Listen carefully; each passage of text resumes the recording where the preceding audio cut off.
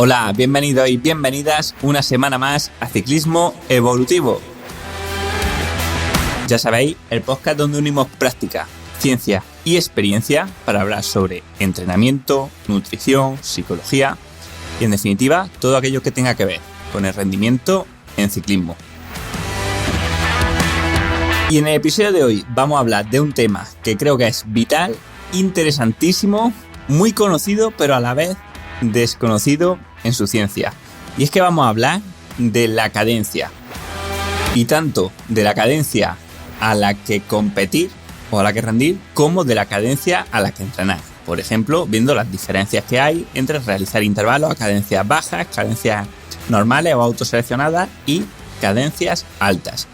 Y para ello voy a ayudarme de varios artículos y metaanálisis científicos para revisar lo que dice la literatura más reciente sobre la cadencia en ciclismo. Y es que este tema de la cadencia es algo que en los 150 episodios anteriores no hemos abordado porque creo que es bastante complejo, de lo que se conoce muy poco y también de lo que creo que se está simplificando en exceso. Hasta ahora, y como veréis, muchas veces los artículos científicos llegaban en ocasiones a contradicciones bastante poco concluyentes o contradictorias. Y de hecho llevo un tiempo interesándome por el tema de la cadencia, pero sin atreverme a posicionarme personalmente por una falta de capacidad de discernir entre diferentes autores o diferentes metodologías.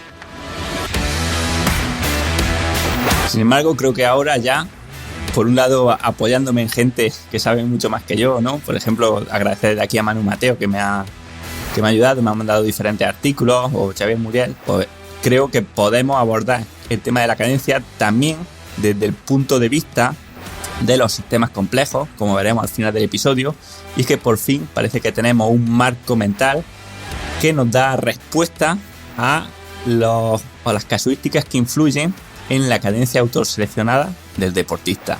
En fin, no quiero liaros antes de tiempo porque lo vamos a hacer muy poco a poco y espero que se vaya entendiendo, así que sin más, empezamos.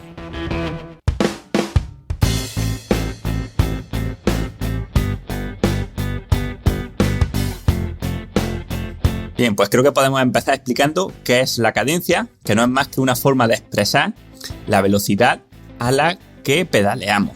La velocidad la podemos expresar en metros por segundo o la podemos expresar en revoluciones por minuto, sabiendo que una revolución sería 360 grados, ¿vale? Una vuelta completa del pedal. Bueno, más allá de esto, decir que cuando pedaleamos lo que comúnmente medimos es la potencia. Y la potencia no es más que el producto del torque por la velocidad angular, ¿vale? Esta velocidad angular la podemos expresar en cadencia y el torque también lo podríamos expresar o dividirlo en fuerza por brazo de palanca, ¿vale? O la fuerza por la distancia de la biela. Uno de los principales mitos que nos encontramos en el entrenamiento, y el primero que vamos a derribar, es la creencia de que existe una cadencia óptima para todos o incluso una cadencia óptima para una persona, ¿no? Por eso muchas veces nos preguntáis a los entrenadores si debo pedalear a más cadencia, si debo pedalear a menos cadencia o a cuánta cadencia tengo que pedalear. Y la realidad es que no parece haber una respuesta clara a esta pregunta. Por ejemplo, en un artículo de Chris Avis y Paul Lorsen que se llama Optimal Cadence Selection During Cycling, ¿no? O selección de cadencia óptima durante el ciclismo, realiza una investigación de las cadencias autoseleccionadas por los deportistas en diferentes competiciones y encuentran que esta relación entre cadencia y rendimiento no está clara. Por ejemplo, ven que cuando se trata de pedalear a la máxima potencia, por ejemplo en un sprint, cadencias relativamente altas, entre 100 y 120 revoluciones por minuto, parecen ser mejores, parecen ser más beneficiosas. Pero sin embargo, estas cadencias tan altas, cuando estamos hablando de intensidades submáximas, por ejemplo, cuando estamos pedaleando a umbral, son más costosas metabólicamente que cadencias un poco más bajas. Parece que estas cadencias más bajas son metabólicamente más eficientes al mejorar la economía del pedaleo, pero a su vez son más demandantes muscularmente, lo que agravaría la fatiga muscular. En fin, aquí ya estaríamos entrando un poco en el terreno del reduccionismo, de ceñirnos a una u otra cadencia en función de cómo varía un parámetro, como el desgaste muscular o como la economía del pedaleo. Al final, lo que nos importa es cómo se interrelacionan todos ellos. Pero también hay otro estudio que además me gusta mucho por cómo se ha hecho, me parece revolucionario, y es que se ha hecho con Strava. El estudio es de un tal Yusuf Usuloy, un turco, ¿vale? Y se llama un estudio de las relaciones entre la cadencia y el rendimiento de ciclistas profesionales en el Tour de Francia 2021. Y realiza el estudio sacando los datos de cadencia de diferentes ciclistas en la red social Strava. Y bueno, lo principal que se encuentra, ¿vale?, aparte de todos estos datos que son interesantes y que os voy a dejar en las notas del episodio si queréis verlos, aunque bueno, están a grandes rasgos, ¿vale? No están con los nombres del ciclista, pero lo que viene a decir es que hay una cadencia diferente para cada ciclista en cada etapa y en cada momento de la etapa. Lo que hace imposible hablar de que haya una cadencia media o una cadencia óptima ni para todos los ciclistas ni para uno mismo, ¿vale? Que la cadencia, digamos que depende del terreno y depende de la fatiga. Sí que es cierto que, por ejemplo, el top 20 de ciclistas, los 20 mejores, suelen tener cadencias medias más altas que el 20 o que los 20 últimos. Pero bueno, esto puede deberse también a que el 20% de ciclistas que terminan más adelante pues siguen pedaleando con más energía durante mucho más tiempo, mientras que los últimos se suelen dejar llevar. O sea que aquí tampoco podríamos hablar de que haya una cadencia óptima o no óptima. Y de hecho, ya por terminar con cosas, esto no es un estudio, ¿no?, pero para deciros las dudas que hay, es que hemos visto dominar los Tours de Francia, por ejemplo, a ciclistas con cadencias muy altas, por ejemplo, Contador, por ejemplo, Froome, incluso Armstrong, y también hemos visto dominar a ciclistas con cadencias bajas o relativamente bajas, como Pogačar o como Miguel Indurain. Por tanto, tenemos que ser cautos a la hora de hablar de que un determinado ciclista gana gracias a que pedalea más cadencia o gracias a que pedalea menos cadencia, como se hacía, por ejemplo, antiguamente cuando Froome estaba dominando en los Tours, ¿no?, donde parecía que su arma secreta era ser capaz de generar mucha cadencia. Bueno, como veis, parece que en cuanto a rendimiento no se puede hablar de que exista una cadencia óptima per se, y parece que la autoseleccionada es la más beneficiosa, pero eso no quita que no podamos entrenar a una cadencia diferente para optimizar, entre comillas, cuál sería nuestra potencia autoseleccionada, o para conseguir adaptaciones más o menos beneficiosas que mejoren nuestro rendimiento gracias al trabajo de otras cadencias. Y precisamente esto es lo que vamos a hablar a continuación.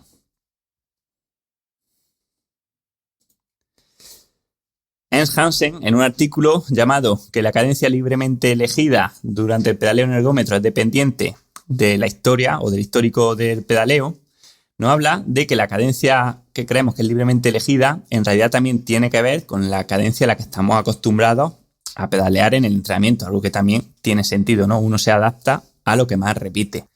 En este estudio investiga si el pedaleo previo a una cadencia de 50 revoluciones por minuto o una cadencia de 90 revoluciones por minuto seguido de un esfuerzo máximo a una cadencia libremente elegida modifica esta cadencia última.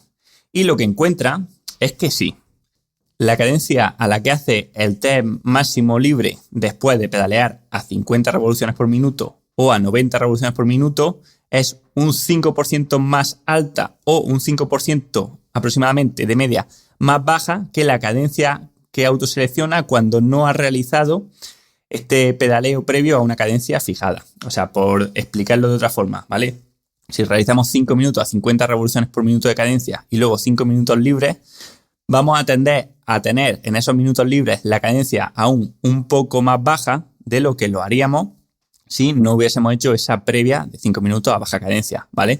Por tanto, esto nos indica que las cadencias a las que entrenamos también nos predisponen a tener unas cadencias más o menos altas durante los esfuerzos posteriores, aunque sean a cadencias libres, y que por tanto las cadencias a las que entrenemos tendrán un efecto también en cómo compitamos.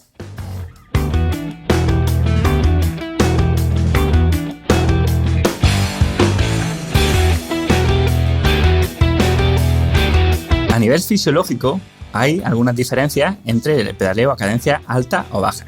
Por ejemplo, Victoria Mary Grace DiPaul, en un artículo de su tesis denominada The Interaction o la interacción entre la cadencia y el uso de sustratos energéticos en ciclistas entrenados, llega a la conclusión de que el aumento en el consumo energético o el aumento en el gasto de oxígeno que se produce a cadencias muy altas no se contrarresta con un aumento en la oxidación de grasa, sino que se produce a través de un aumento en el gasto de carbohidratos. O sea, que sí que parece que cuando se pedalea a cadencias 10 o 20 revoluciones por minuto más altas que la cadencia autoseleccionada, aumenta el desgaste energético, el coste metabólico del pedaleo y por tanto somos menos eficientes. Sin embargo, también ocurre lo mismo a cadencias bajas. Por ejemplo, en una revisión sistemática de Ernest Hansen y Ben Ronestadt, llamada Los efectos del entrenamiento en ciclismo a cadencias bajas impuestas, también observan que el consumo de oxígeno y por tanto la oxidación de glucógeno siguen una curva en forma de U cuando la relacionamos con la cadencia. O sea, donde los menores, si nos mantenemos a una potencia estable, ¿vale? Pongamos por caso 300 vatios, los menores consumos de oxígeno se van a producir a la cadencia óptima o cadencia autoseleccionada, y cuando estamos pedaleando a cadencias bastante más bajas o bastante más altas de esta cadencia autoseleccionada, seremos menos eficientes, estaremos consumiendo más oxígeno, estaremos gastando también más glucógeno y también teniendo un mayor desgaste en las fibras rápidas. Se hipotetiza que tanto a cadencias muy altas como muy bajas se produce un mayor uso para la misma potencia de las fibras rápidas, tanto 2A como 2X, que implica un mayor desgaste. Bien, pues si somos menos eficientes a cadencias relativamente bajas o altas respecto a la cadencia óptima, esto querría decir que debemos entrenar a esas cadencias en las que somos menos eficientes para generar adaptaciones, o que no deberíamos meternos en esas cadencias porque no son óptimas y por tanto el estímulo de entrenamiento que vamos a producir en el organismo va a ser más bajo.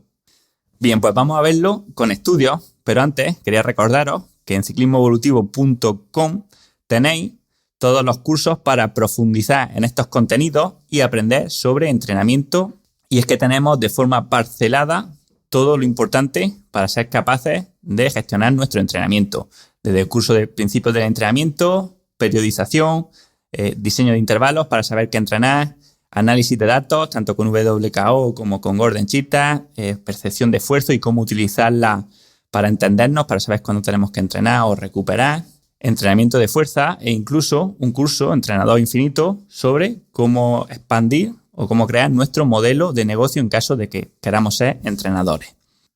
Los cursos están grabados, así que podéis hacerlos al ritmo que queráis, a la hora que queráis, pero eso sí, tenéis soporte donde podéis hacer todas las dudas y preguntas que sean necesarias en relación a los contenidos del curso y las iremos explicando. Por tanto, por esa parte, ningún problema.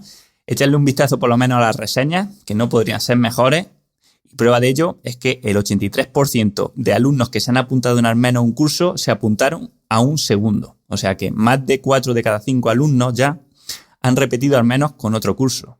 Y eso no puede ser mejor señal de que el contenido les ha gustado. Bien, pues siguiendo con el tema de si deberíamos entrenar a diferentes cadencias, esto es un tema que se ha puesto muy de relieve, ¿no?, en los últimos meses, y de hecho yo hice un episodio, el podcast 111, donde hablaba del entrenamiento a bajas cadencias, ¿no?, lo que se ha venido a denominar torque, aunque bueno, como decía, torque es todo, sería como hablar de entrenamiento de potencia cuando hablamos de un entrenamiento de un tipo de serie, pero en realidad potencia es todo, ¿no?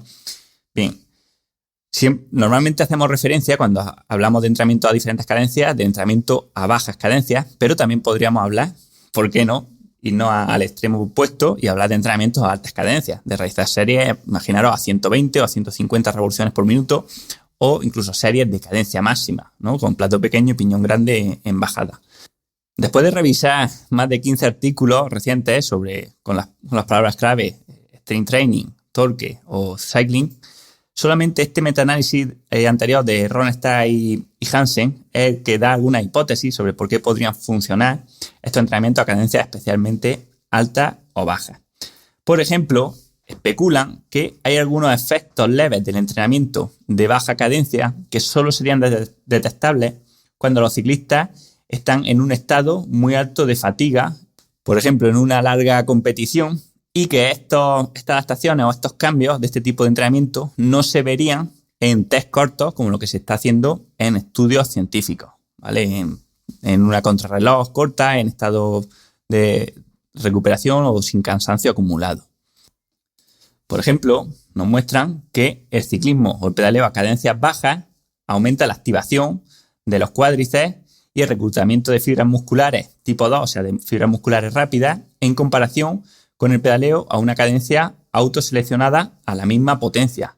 Y por tanto, al ser más alto el gasto metabólico y el daño muscular que estamos infligiendo, podríamos especular que el entrenamiento de bajas cadencias impuestas da como resultado un mayor estímulo neuromuscular y un mayor estímulo en las fibras musculares tipo 2 del músculo. Claro, es algo que tiene sentido. O sea, cuando hablamos de la misma potencia, si lo estamos haciendo a cadencias más bajas de la óptima, estamos teniendo más gasto, igual que si lo hiciésemos a cadencias mucho más altas, y por tanto el entrenamiento también está siendo más exigente. Para comparar bien, si movemos 300 vatios a 50 de cadencia, quizás no habría que compararlo con 300 vatios a 90 de cadencia, sino con, por ejemplo, 330 vatios a 90 de cadencia para equiparar el esfuerzo. También hay un estudio de Patton en 2009 que indica que las fibras tipo 2X, o sea, las rápidas entre las rápidas, ¿vale? Pueden activarse y convertirse en fibras tipo 2A, o sea, fibras mixtas, entre comillas, que son más oxidativas, o sea, más resistentes, pero menos fuertes con el entrenamiento de estas fibras, ¿no? Y con el entrenamiento de alta intensidad. Esto se podría pensar que es un argumento a favor del entrenamiento a bajas cadencias. Sin embargo, lo que se ve es que estas adaptaciones principalmente se consiguen con el entrenamiento de muy alta intensidad, o sea, con sprints o series muy cortas, tipo Wingates de 30 segundos, etc. Pero, si bien, como decía, ofrecen alguna hipótesis, lo que son los datos empíricos de este metaanálisis no demuestran o no apoyan que haya un beneficio a favor de entrenar a bajas cadencias, por ejemplo, en este caso. En esta metaanálisis que decía de Ronstadt y Hansen, primero seleccionan 222 más 190, son unos 400 artículos de PubMed más SportDiscus, y de estos seleccionan los 7 que consideran que tienen máxima relevancia. La conclusión es que no existe una fuerte evidencia de que haya un beneficio del entrenamiento a bajas cadencias. Otro de los aspectos destacados de este metaanálisis, y que ya lo dije en el episodio 101, es que no podemos separar en ningún caso o aislar la cadencia o el torque de la potencia asociada, ¿vale? No se debe hablar de 50 Nm de torque o de 90 RPM de cadencia, sino es en función de a qué potencia se está realizando. Y es que, por ejemplo, ir a 70 revoluciones por minuto de cadencia es bajo si te estás esforzando al máximo, pero puede ser algo perfectamente asumible si estás pedaleando al 70% de tu FTP. Y lo mismo podríamos decir del torque. Pedalear, por ejemplo, a 80 Nm puede ser algo muy exigente si lo estamos haciendo a 400 vatios o a 90 revoluciones por minuto de cadencia, pero algo muy fácil y que nos requiere poco esfuerzo si lo estamos haciendo a 200 vatios o a 30 de cadencia. Así, estas series de, por ejemplo, entrenar a 40 o 50 revoluciones por minuto de cadencia son un entrenamiento exigente y de baja cadencia cuando el esfuerzo está siendo máximo, ¿no? O los vatios son altos, pero no está siendo un entrenamiento exigente cuando los vatios sean bajos. O por explicarlo mejor, solamente porque estemos pedaleando a baja cadencia no quiere decir que estemos entrenando a bajas cadencias. Y de hecho, en el último punto también del metaanálisis, lo que hacen hincapié es en destacar que el entrenamiento de baja cadencia, o torque, si lo queréis llamar así, no es un entrenamiento de fuerza, obviamente. O sea, por ejemplo, pedalear a 40 revoluciones por minuto durante 4 minutos son 160 repeticiones. O sea, sería similar a ir al gimnasio y hacer 160 sentadillas. Es un entrenamiento mucho más de resistencia que de fuerza. Y de hecho, otro estudio, el de los franceses Pierre Clos y Romuald Lepe, que se llama Efectos de la cadencia en la función neuromuscular, una revisión sistemática de las adaptaciones crónicas y agudas, muestra o dice que pedalear a 40 revoluciones por minuto no debe considerarse como un entrenamiento de fuerza, ya que no se observa ningún beneficio o ninguna mejora en el rendimiento de fuerza máxima. Por tanto, ha de considerarse, en todo caso, un entrenamiento de resistencia.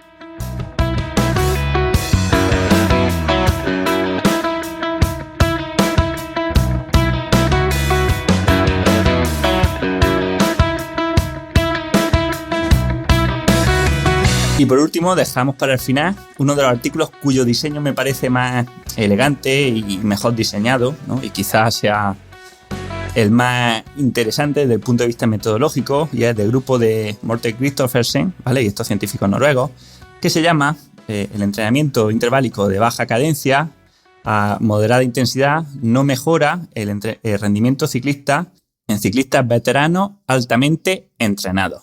Ciclistas máster, vaya. Y la verdad que, como digo, el artículo está bastante bien. Por ejemplo, separa a los deportistas en dos grupos y estos grupos realizan el mismo entrenamiento durante 12 semanas, simplemente que los intervalos, ¿vale? Dentro de esas 12 semanas realizan 2 días de intervalos a la semana y realizan los intervalos haciendo 5 por 6 minutos, que en el grupo control son a cadencia libre, y en el grupo de cadencia baja son 5 por 6 minutos a una cadencia autoimpuesta de 40 revoluciones por minuto. Y aquí la conclusión es bastante dura para el grupo de cadencia baja, y es que si bien el grupo de cadencia baja, el que entrena 40 revoluciones por minuto, no mejora su rendimiento, o sea, se mantiene estable después de esas 12 semanas, el grupo control, el grupo de cadencia libre, mejora el rendimiento un 4%. ¿Vale? Por tanto, leo la conclusión. Y es que 12 semanas de entrenamiento de baja cadencia, 40 revoluciones por minuto, a una intensidad moderada, ¿vale? Que es entre el 73 y el 82% de la frecuencia cardíaca máxima, 2 veces por semana, no mejora la capacidad aeróbica, el rendimiento en ciclismo o la fuerza de piernas en ciclistas veteranos altamente entrenados. Sin embargo, añadir entrenamiento de la misma intensidad, al mismo porcentaje de la frecuencia cardíaca máxima, y duración a una cadencia libremente elegida parece beneficioso para el rendimiento y las adaptaciones fisiológicas. Si bien este estudio podría parecer, como se suele decir, el último clavo en el ataúd del entrenamiento de torque o de bajas cadencias, yo tampoco lo diría así, ¿vale? Y creo que todo es mucho más complicado que esto. Y os voy a decir cuáles serían mis conclusiones de todo esto, ¿vale? Que pueden ser correctas o incorrectas, pero es lo que yo saco, ¿vale? Bien, para empezar, en cuanto a la cadencia en competición o la cadencia óptima, la ciencia de la complejidad nos permite entender el fenómeno de la cadencia desde una visión diferente e integradora, explicando que la cadencia es un fenómeno emergente que deriva de las relaciones no lineales y dinámicas entre diferentes factores anidados como pueden ser la fatiga, la fuerza, la antropometría del deportista, las medidas del ciclista, la posición en la bicicleta, etc. ¿Qué quiere decir esto? Que no quiero que os perdáis. Bueno, que sea un fenómeno emergente quiere decir que la cadencia óptima no se puede controlar, sino que emerge de la interacción entre todos estos constreñimientos, o sea, estos limitantes, que influyen en el organismo durante el pedaleo. Así, por ejemplo, la cadencia autoseleccionada, la cadencia que nos sale sola, ¿vale? Que emerge, ¿vale? Puede ser más alta en circunstancias donde, por ejemplo, estamos frescos y necesitamos ejercer mucha potencia, ¿no? Y por tanto conviene más hacerlo a partir de pedalear más rápido que de generar más fuerza en los pedales. Y puede ser más baja cuando es más eficiente que así lo sea. Por ejemplo, cuando tenemos más fuerza muscular y entonces somos capaces de soportar cadencia más baja a costa de tener un menor desgaste a nivel de glucógeno o un menor desgaste metabólico, o porque estamos ya fatigados, o por la posición que llevamos en la bicicleta que hace que sea más eficiente pedalear un poco más lento, etcétera. O sea, en vez de querer entender cada una de las partes que influyen en la cadencia, que veis que son miles, porque antes no hemos tenido en cuenta, ¿no? Pero todas estas también influyen, ¿no? Cómo de largas tengo las piernas, cómo de largas son las bielas, cómo de adelante o de atrás voy sentado, de arriba o de abajo, incluso si me pongo de pie o si voy sentado, es un fenómeno que emerge, que me sale solo, ¿vale? Y la ciencia de la complejidad lo entiende así, en vez de querer entender cada una de las partes y comprenderlas, lo que hace es ver las relaciones entre ellas y ver cómo surge esta cadencia. Y también por eso dice que es dinámica y no lineal. Dinámica es que varía en cada momento, o sea que mi cadencia óptima ahora es 90, pero dentro de un minuto, porque ha cambiado el terreno, es 80 y dentro de 2 minutos a lo mejor es 100. ¿Vale? Es dinámica porque las diferentes fuerzas, los diferentes factores que influyen en esta cadencia van variando, y es no lineal porque estos cambios no son proporcionales, sino que el desgaste o el cambio en uno de estos parámetros puede provocar cambios grandes en la cadencia final del deportista. Así, obviamente, vamos a decir que para rendir o en carrera, nuestra cadencia óptima es la autoimpuesta, la que sale sola.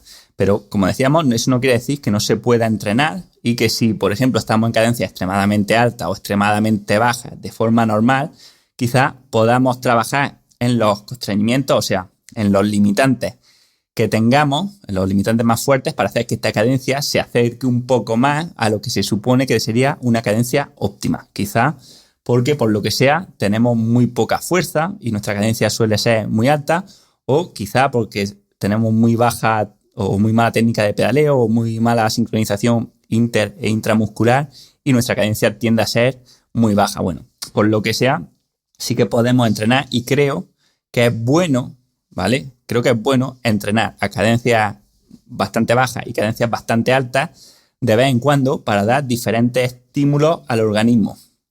En la visión de la ciencia de la complejidad estaríamos hablando de que estas variaciones de cadencia ayudan a generar nuevas sinergias, nuevas conexiones entre los diferentes subsistemas, ¿vale? Entre las partes que forman el organismo, y que por tanto haríamos que un deportista fuese más versátil y más capaz de adaptarse a diferentes configuraciones que pueden darse durante una competición por culpa de la fatiga, por culpa de los rivales o por culpa del terreno, porque por lo que sea tengamos que pedalear a cadencias muy bajas porque no nos da los piñones, o muy altas porque estamos en un sprint, en bajada, etcétera, ¿no? Entonces permite a un deportista ser más versátil y adaptarse a diferentes formas de competir, y por tanto nos podrían dar un extra de beneficio. O sea, sí que creo que el entrenamiento de torque, ¿vale? Si lo entendemos así, o el entrenamiento de muy altas cadencias, tiene su lugar en el entrenamiento. Y yo yo no estoy en contra de ello, pero también creo que es verdad que nos hemos excedido en el vendehumismo y en darle propiedades a estos tipos de series que no tienen, ¿vale? O en complejizar en exceso este panorama.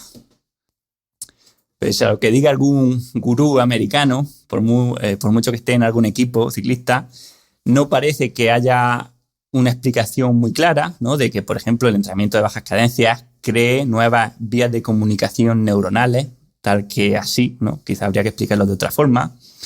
Y también tenemos que explicar y dejar claro que cuando hablamos de torque o de cadencia, estos son dependientes directamente de la potencia que estamos ejerciendo en ese momento, ¿vale? Por ejemplo, cuando se habla de curvas de Newton metro, ¿no? O curvas de torque o solamente de Newton metro, sin hacer referencia a cuántos vatios o a cuánta cadencia se están moviendo esos Newton, en verdad lo que estamos haciendo es el tonto, y cada uno lo puede ver claramente poniéndose a subir una cuesta y ponerse con el plato grande y el piñón chico e ir subiendo piñones o bajándolos, y verá cómo, aunque se mantenga a 200 vatios, en un momento va a tener torque altísimo, va a estar en 100, 120, depende de los vatios, y cuando vaya con una cadencia más lógica o más normal, el torque será más bajo.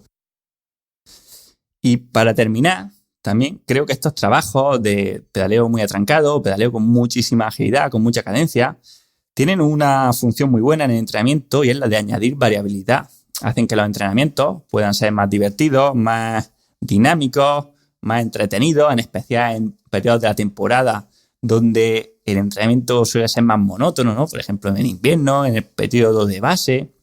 Entonces, cumplen su función en este aspecto súper bien, sin generar demasiada fatiga en exceso si se hacen bien, ¿vale? O si se hacen con cabeza.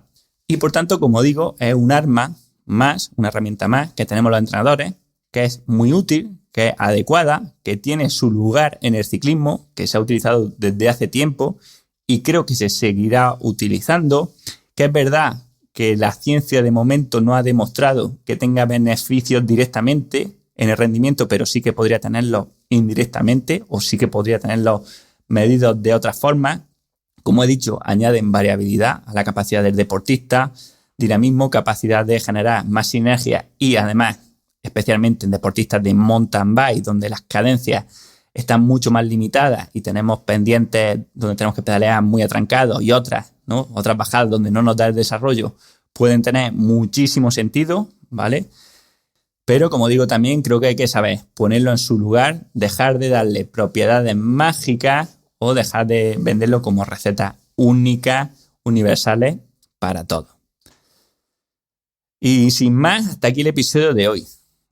Solamente deciros que si os ha gustado, pues que os agradecería que lo compartieseis en vuestros grupos, con vuestros amigos, con compañeros y compañeras de grupeta, y que si queréis seguir aprendiendo sobre ciclismo de forma gratuita, tenéis el grupo de Telegram, Ciclismo Evolutivo, donde vamos compartiendo información, podcast, vídeos, en fin, cosas que voy viendo interesantes sobre rendimiento en ciclismo.